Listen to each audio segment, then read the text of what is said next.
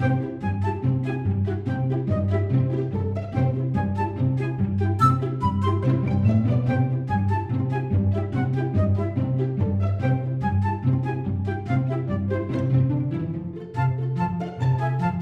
мы работали вообще другой номер, «Веселый канатоходец» у меня был в комическом стиле. А ресторан пошло от того, что мы сидели, кушали, я думал, почему бы не попробовать. Тоже долго думал, кто кого будет обслуживать, честно говоря. Но в итоге я думал, лучше, чтобы я его обслуживал, а он показал все свои человеческие качества. Я его не дрессировал, мы жили вместе. И приходилось за одним столом кушать, естественно, приходилось его учить, чтобы было все культурно, красиво, правильно. И вот как бы так и пошло. Некоторые вещи он мне подсказывал во время репетиции, я там с него одно прошу, он говорит, давай так, предлагает другое. Я говорю, о, молодец, давай, все, будем так. Очень талантливый. В этом я убедился. Мы вот тем летом снимали фильм, скоро должен выйти, про Великую Отечественную войну, как цирковые артисты попали в блокаду.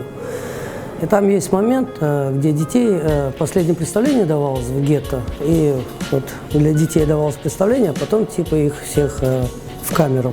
И там такой момент за клеткой, за сеткой, вот этой колючей проволокой, стоит вот этот ребенок красивый, девочка.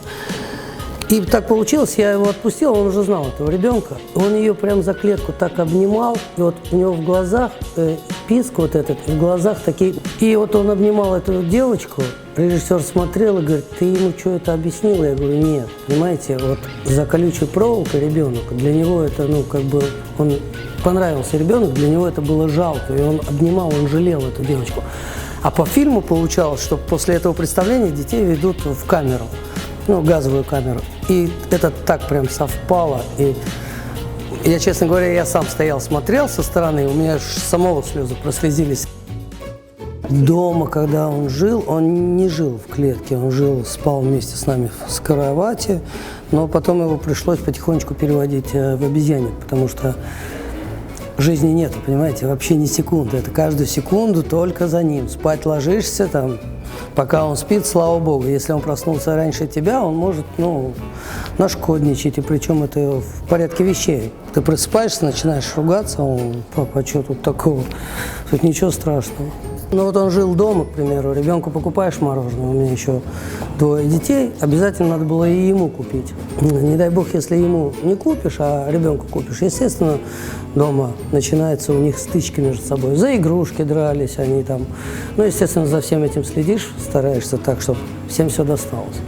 Социализировать его больше к людям, он был еще маленький, где-то ему год с лишним было, мы ходили в парк. Я вот со своими детьми, там кто на самокате, кто на велосипеде, он на самокате, вот они троем едут до этого парка и там играют с чужими посторонними детьми.